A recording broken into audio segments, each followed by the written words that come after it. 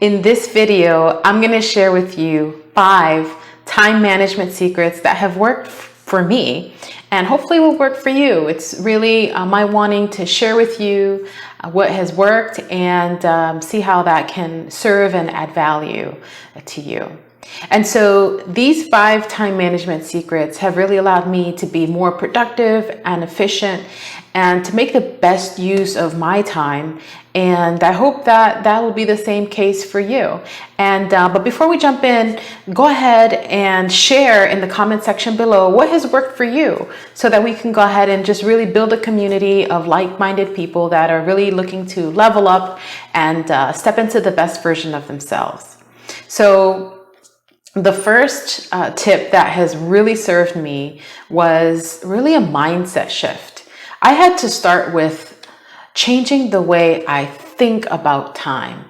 Before, I used to spend all this time on menial activities and tasks that really weren't getting me to where I wanted to be. Highly successful people really think about time really differently. They realize that time is the single most scarcest resource. For example, money. You can lose money, but guess what? You can always make it back. Time, once it's spent, is completely lost. You can't go back. And start really thinking about things in terms of your hour. How much is your hour cost or worth to you? Mindset shift. It really is the single most important thing when it comes to time and productivity. It's mindset, how we think about time. And so the second is prioritize. Okay, so now you've got this extra time. Now what do you do with it, right? So one thing that I've had to learn the hard way was doing better at prioritizing my time. And that means I had to step back and be mindful on, okay, what are the most important tasks that absolutely need to get done, that get the most bang out of my buck, right?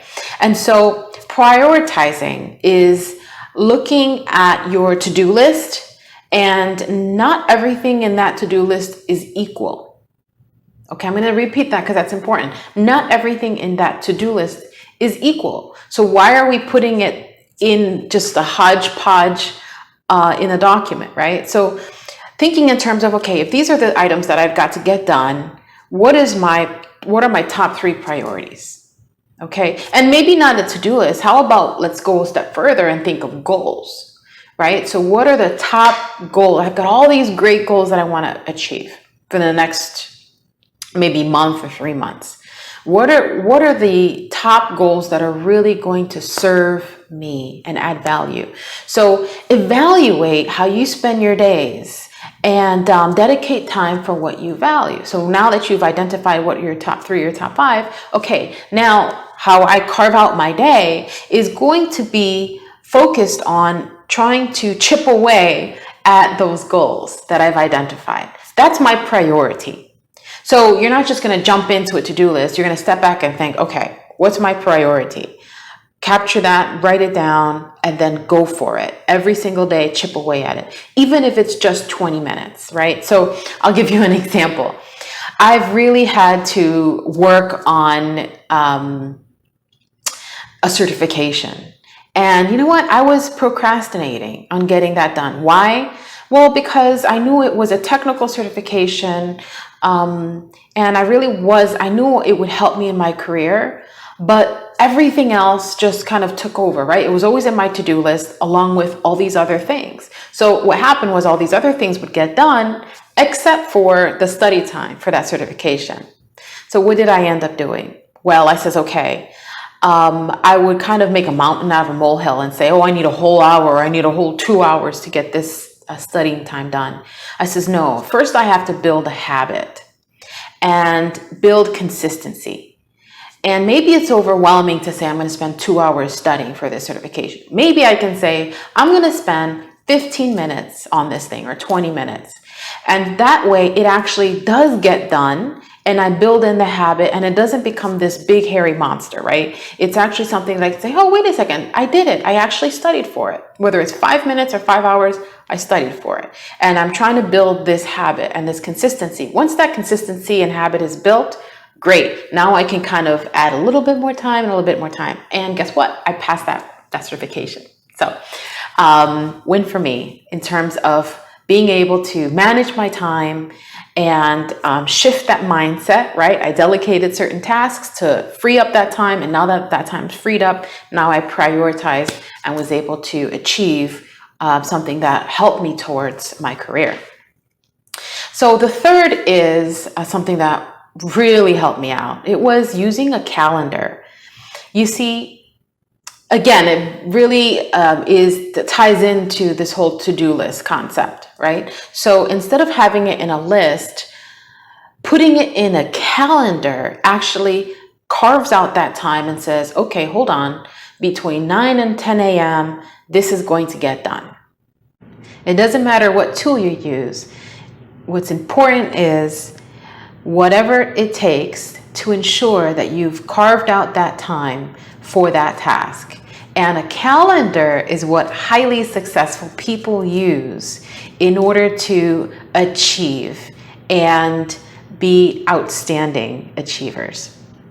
So the fourth tip that has worked for me is time travel. And so wait a second, how do we time travel? Well, we're time traveling to the future to stop that future self from sabotaging our great goals and what we've identified is important to us. So here's the thing. We all remain consistent with who we think we are, who we believe we are. And it's all about identity. You see, if you believe you are an athlete, what do athletes do? Well, they exercise consistently. And so if you think, well, I'm an athlete, what are you going to do every single day? You're going to train. Also, if you are a couch potato or you spend more time watching TV than going out and exercising, well, if you consider yourself an athlete, I'm an athlete. I train. And you might not believe it in the beginning, but it doesn't matter if you believe it or not. You're acting as if. Writers write. And so let's say you want to write this book, but you've been procrastinating. Well, it's because you don't believe you're a writer yet. And so it keeps getting put off.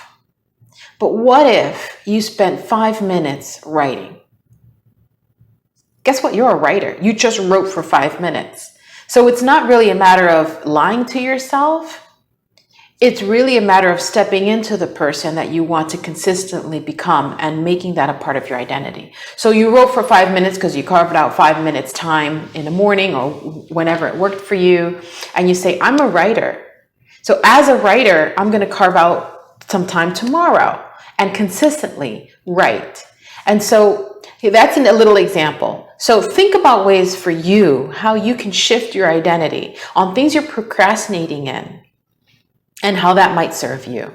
So for example, in the mornings, I would just procrastinate and just say, oh, I'm going to get to the gym, and I wouldn't.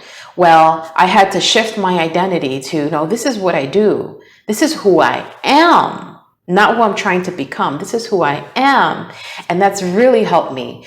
And the fifth and final time management secret is thinking of time as time alignment rather than time management. You see, at the end of the day, what we're really trying to do is align our time with our goals. Align our time with our goals. So when we think time alignment, it doesn't seem as cumbersome.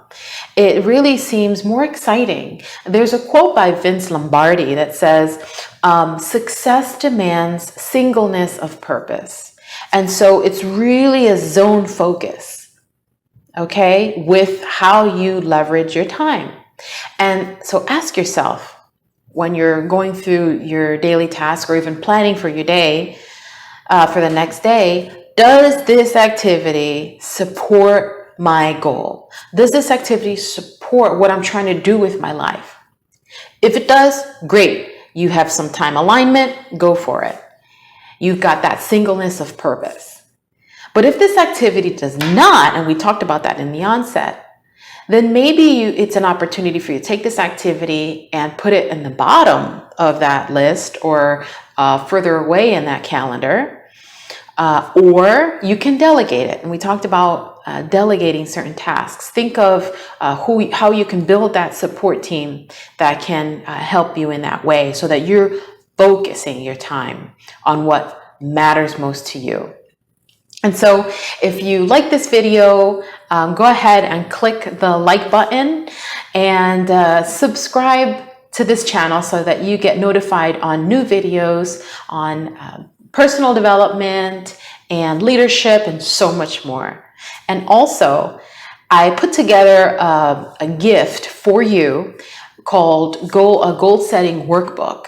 And it's really going to help you not only set, but achieve goals. You see, sometimes we have these goals swirling in our mind, and it really is a matter of putting it in paper, having that time to craft and putting it together to support us better. So it's there for you. Click on the link below so you can get that free gift, and I'll see you in the next video.